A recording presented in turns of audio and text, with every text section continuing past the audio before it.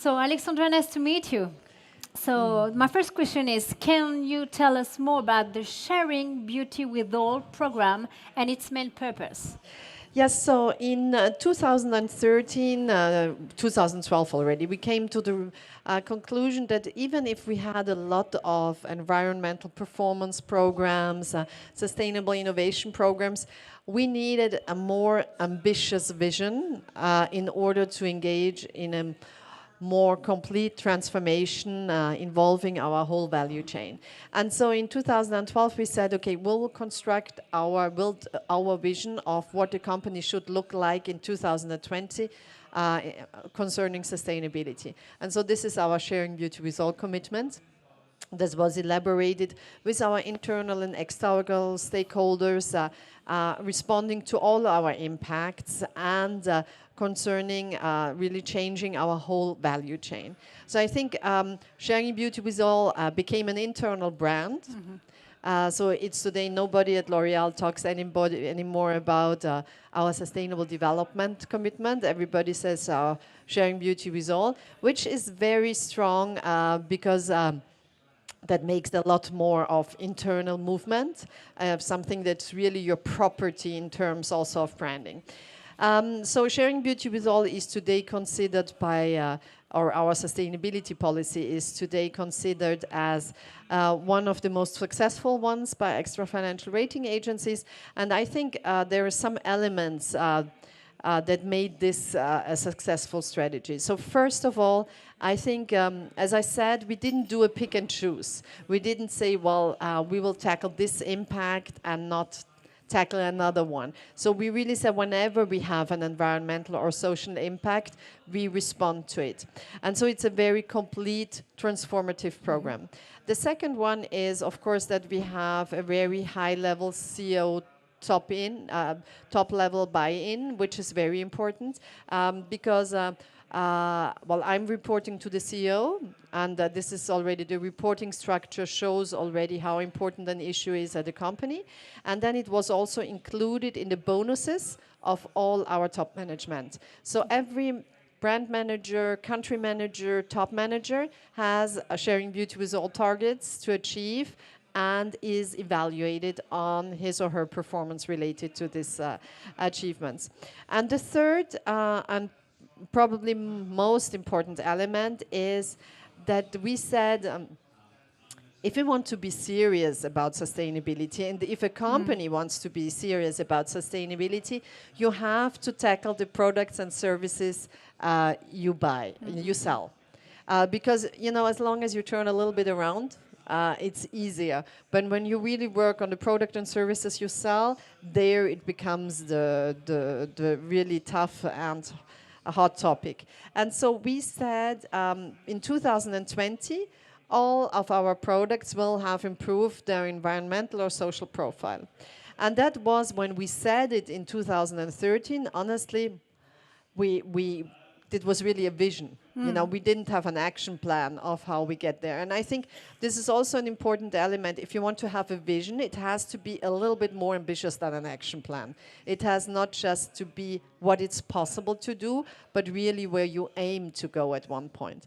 And so we said, okay, this is what we want to do. And then when we committed, well, we had to find ways of how to do it. And so in 2030, this really started with an Excel sheet, you know. It started with all the levers of environmental or social improvement that you can make on a cosmetic product. And every time there was a new product, people evaluated, have I improved my packaging, have I improved my formula, and so on. And well, and then of course we knew that you know, L'Oréal, that's more than 35 international brands. It's 8 billion product units on the market, so you cannot work with Excel sheet in the long run.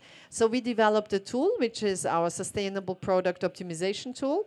And with this tool, we have we are now able, and that's what we are doing, to evaluate 100% of our new products that go into the market. Now, yeah. Yes. We can see one of them in the next room, yeah. Yes, exactly. So every single product is evaluated on its environmental and social performance. We have constructed this tool with the highest level experts around the level around the world on life cycle analysis, on social life cycle analysis, which is more difficult to do. So we have elaborated this tool, and nowadays every single product is going through this tool.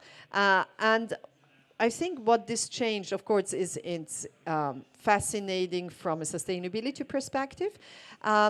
But what it changed is what our CEO always says to the teams when to marketing heads and product developers. He says, well, until some years ago, I asked you to work on a product with two paradigms, the price performance and the cosmetic performance. And now I want you to take equally into the account the sustainability performance.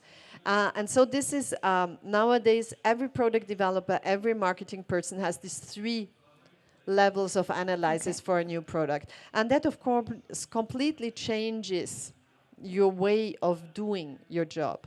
So, of course, if you are negative, you can say, well, that's incremental improvement. That's our small things. Because every time you improve a little bit the formula, you improve the biodegradability, you use less packaging, you use recycled plastic, and so on, so on. So this is true. My answer to this is yes, of course, it's incremental, it's small, but when you put 8 billion product units on the market... You touch billion people all around the world. Yeah, not just people, but the environmental footprint still goes down significantly. But even more, it changed the mindset of our teams. And so now they come up with more and more disruptive innovation, with more and more products that are thought from the beginning until the end in sustainability terms. You have, for example, a product that is L'Oréal Professional Source Essentielle. That's a shampoo, and everything in this shampoo was thought through a sustainability lens. It was the natural formula, the packaging form. So the packaging is in a form that you can staple it, which means that you use less tracks to transport it. That means less CO2 emissions. You can staple it in a way that makes already promotion in itself, so you do not need any additional promotion material. And then it's a shampoo that you can refill in the salon. So everything is thought through, and we see coming more and more innovations in this sense. So I think today we do not have any more the luxury as companies to have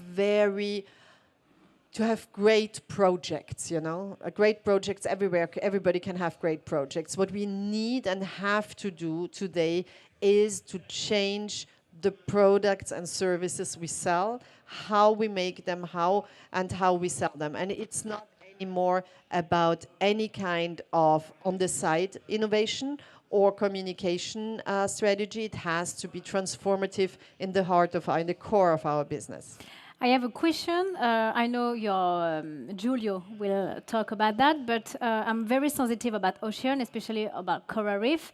Can you talk more about the new formula with biotherm products to protect much as possible the coral reef, for example? Yes, so of course there are issues. It can be coral reefs. There are other issues that palm oil, this kind of issues where we are trying to be really best performers in the way we source, in the way we develop our products. So the eco-responsible, I'm not going to take away Giulio's speech because that is his merit and Biotherm's merit, but they have worked on a sun protection product that's from the formula to the end of life, the most eco-responsible possible, and that's of course one of their best-selling products, so that is really making a difference. And sometimes even we also have to be aware that there might, what we try to avoid is to have trade-offs.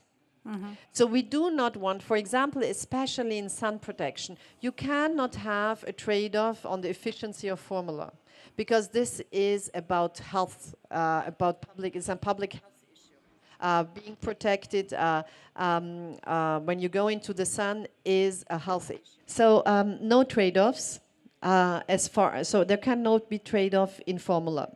But what we see is that there are tensions, especially in packaging, between what we would like to do in terms of packaging, of recycled plastic, of smaller size, of lighter weight, and what the consumer accepts for the moment.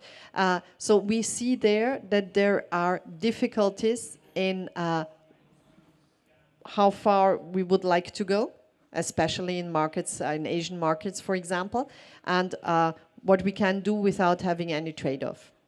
And according to you, what is the most important commitment that we have to do to fight against climate change? To fight against climate change, there is a long list about fighting against climate change. For me, there is, apart from every personal behavior and politics, for me, there is one issue that we are very much involved as L'Oréal and we are very preoccupied with, which is the impact of climate change on women. So we are working a lot on the issue of gender and climate change. And what we see is that climate change is going to be one of the major obstacles to the access of women to their rights. We can say this, we can see this in very, very different context. Well, you have, of course, developing country context where women are responsible for crops, for fetching water, fetching woods, the more difficult it gets to feed your family, to fetch water because of water scarcity, the less access you have to education for girls, to more, the more risk is higher of violence against women when they go to get the water. We can see when you reduce the distance of water accessibility for girls, you can see that they are 7 times higher rates of access to education. So climate change is doing the inverse. So it's going to be more far and far away. You can see that in natural catastrophes, women are going are the first victims because less education, because less information, because for example, in the Indonesia tsunami, there were 7 times more women victims because, they weren't supposed to leave their homes, they haven't had the information, a lot of illiteracy and so on. So climate change and the consequences of climate change are going to impact extremely women's access to rights. But even in urban environments, women are more caretakers. Children and older people are more exposed to pollution-related diseases or heat waves and so on. Women and even policies, sustainability policies, cities where you use less and less cars, that means also more and more danger for women when they go at home at night alone. Yeah. So everything has to be reconsidered in my opinion, under perspectives, also gender perspective, the way we fight climate change, but also our awareness of what climate change is provoking in access of women to their rights is extremely important. And we should, I did many interviews about that, and no one know exactly about the first victim of climate change and all this stuff about families' impact. Do you have any question for Alexandra Palt? They stare at you. Don't hesitate. Yes. Yeah, one question. You talked a lot about the LT assessment with the tool that you have put in place. How do you balance what the science tells you and what consumers want when they want to buy a cosmetic or beauty product?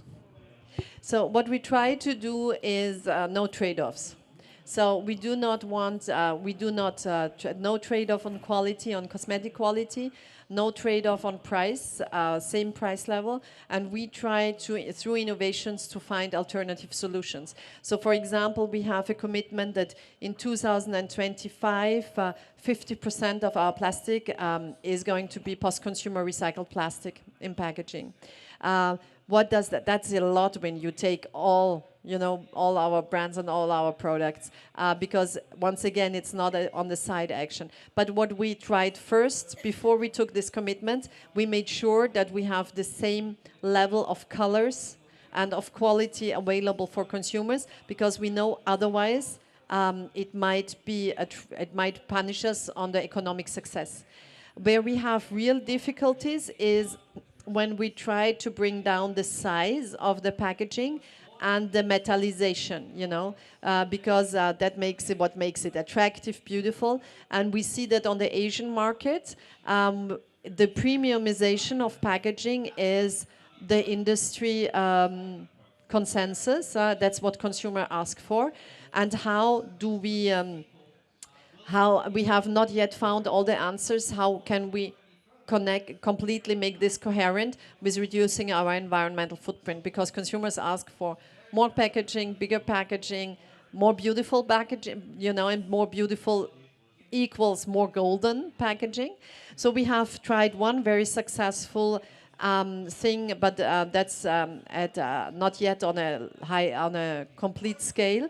But for e-commerce, we have developed a box which was from the start very beautiful, but carton, with no plastic in the for the e-commerce in our luxury division. And actually, it worked very nicely. So it was very beautiful. It was well accepted by the consumers. So we have to come up with more and more innovations like this in order to be able to reconcile, of course, our economic performance with our sustainability goals. And we are doing a lot of consumer insights all around the world to understand on how can we bring them on board, also accepting alternatives and innovations around sustainability, sustainable packaging in particular. Other question? Yeah. Hi. What are the logistic improvements that you are making in order to decrease the carbon footprint related to the transportation of your product? So, well, a lot. We have to organize, but that's not an easy issue. That's not an easy issue too. So we have a lot. What we have tried. So we have a policy which is, of course, a total limitation of air freight. And privileging other solutions to air freight, ensuring that a lot of efficiency issues, because a lot of the improvements we can make at company levels are also things that we can rethink, we have all that products that go back and forth into the wrong, so there are efficiency improvements. Then there we are working on, and then we have organized sustainable transportation hubs with all our partners in all regions of the world, so in Europe, America, Asia, trying to work directly with our partners on alternative solution, on improvements, different solutions, but of course for the last mile, how to improve the last mile, how to use electric trucks, all these kind of solutions. But these are things that we always adapt to the local situation, because that's the only possibility, but we are strongly working on it. It's not the part where we have yet found all the solutions, as nobody, I suppose. Other questions?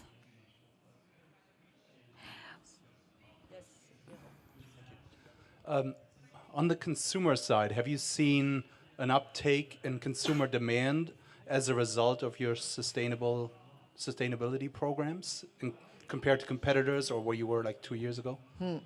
Well, that's a very difficult issue, because how do you make le lien de causalité? Oh, how do you make sure that this is related? So yes, L'Oréal is extremely successful. Yes, we are economically extremely successful, and also evaluated by extra financial rating agencies in sustainability as among the 5 best performers. Does this drive consumers? I'm not sure of that. What I think is that, I think I have a lot of different thoughts, and I do not have a dogma on this. There is one issue, is that when somebody, when you have a CEO and an executive committee that is doing sustainability today, that means that they are quite smart and good managers, and good managers make good results. So there is certainly a lead in leadership. There is a link in leadership. then what you can see is then when you look into investment, yes, what we can see now is from an investment fund perspective is that portfolios where there are companies that perform good on sustainability, they value better than those who perform not well. For consumers, I think the issue is much more complicated. Consumers, they buy a product, and they buy a product they have heard about, they have read about on internet and so on, and very often they associate a brand equity with this product, which of course in our case is not L'Oreal equity, because we have more than 35 brands, international brands, and each one has its own brand equity.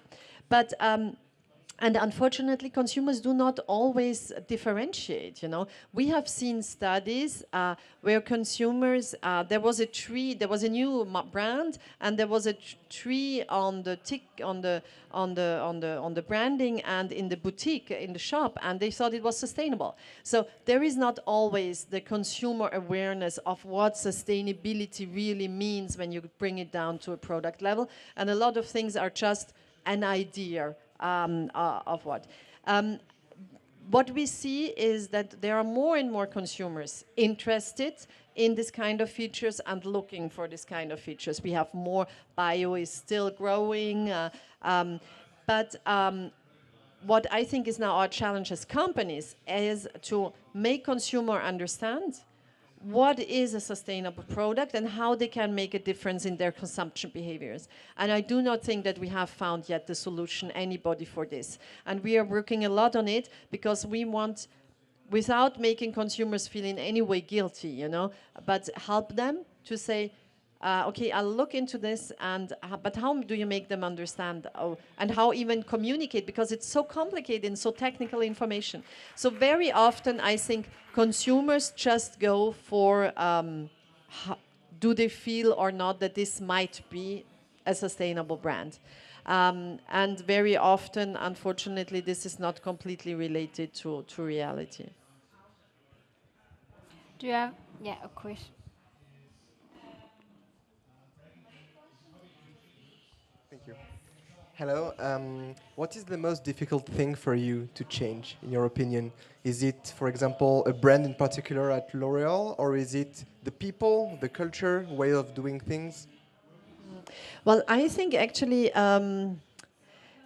I have to say that I thought we were very privileged in our sustainability policy, because contrary to what might be the stereotype of L'Oreal, you know, when you hear L'Oreal and a lot of people associate things that we do not feel like this, because at L'Oreal people like to do the right thing, you know. You have a lot of people who are really passionate, and that you can find that at every brand, you know. So I do not have the feeling that the culture is more of let's do the right thing culture, you know. So that was the easy part. I think the most difficult part for me is with consumers, no? Consumers, but in the sense not of the bad consumers and the good company, you know, it's much more complicated than that. It's not, it's that all together we are evolving, but the question that I have is, I have no doubt that we are all together evolving, just are we fast enough for what the world needs, you know? And unfortunately, there I have the feeling that together, civil society, consumers, companies, politics, everybody is moving almost, you know. Yes, you have some strange people who deny climate change, but in general, all together we are moving. But we have to accelerate, you know, we really have to accelerate. And I think that's for me the most preoccupying part. And we cannot accelerate as L'Oreal if we do not get the consumer with us to accelerate, because then we produce products that they are not interested in. And at the other end, we can't be too slow, because if the consumer is much faster, then we are also disconnected. So stay in connection, but we all have together go faster, faster, faster.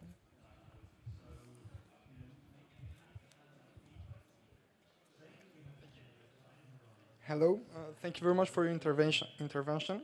So, of course, as you said, the Sharing Body with All program has become a part of the L'Oreal identity. but I imagine that it's not always the biggest force when the big decisions have to be made. So I would like to know. I would like to ask you, how do you manage to work in a field that is not always the priority of the executive board? Yeah, well, I tell you something. Well, of course, well, everybody in all function has sometimes the feeling that you are not the priority and you should, and that's true for every. I have to say that. That's also the way I saw my job. It's my job to make sure that I'm on top of the priority, that my issue is on top of the priority list.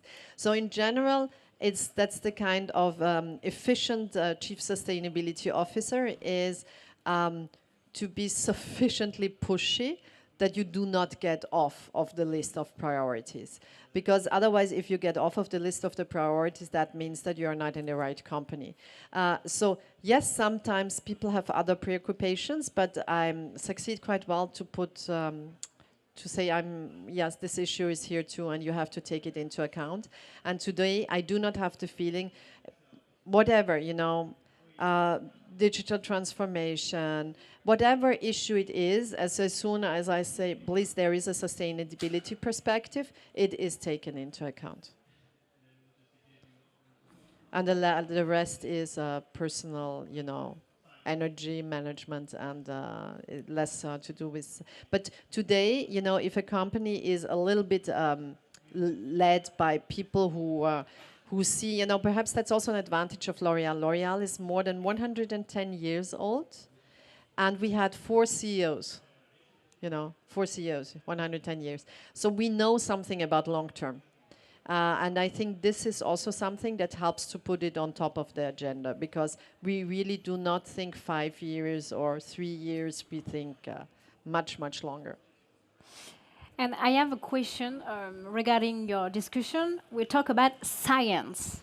So when we are working about this session, we are talking about the method SPOT with many features worldwide. Can you explain more about all the features you are working on? All the scientists, all the features with your method SPOT. Yeah, so there are scientists at L'Oréal who do this and who could explain this much better than me. But what we try to do is we spot where our point of departure is the planet boundary theories, so which you all know, and our the way we measure is in relation to planet boundaries. And what we are doing is we have then taken, a lot of all the experts around the world, and working always on what is the most important environmental impact of a cosmetic products. You have water footprint, you have biodegradability, you have ingredient sourcing, you have packaging sourcing, you have packaging materials, you have end of life, you have manufacturing, and every time all the environmental impacts are evaluated and calculated for each product. And of course, now we are going much further, because what we are trying to do is all our products and all, as I said, if you want to be serious, it has to be the product and services you sell. And all our products and services you sell are also, of course, now within the scope of our science-based targets, integrating scope 3, because what we have to know is that 50% of the footprint of a cosmetic product is when you use it. When you have a hot shower, too many hot showers, too long, there is coming a lot of the environmental footprint. So also, how can we take into account the scope 3 and help to bring innovations on the market that allow you to use less hot water, but also contribute to consumer education to encourage consumers. So science is always the point of departure. And then until we bring it to the consumers, going, of course, through a lot of transformations. It's very interesting. Do you have the last question for Alexandra Palt? Okay, so thank you so much, Mrs. Palt, to come and join us and talk about L'Oréal commitments. Don't worry about that.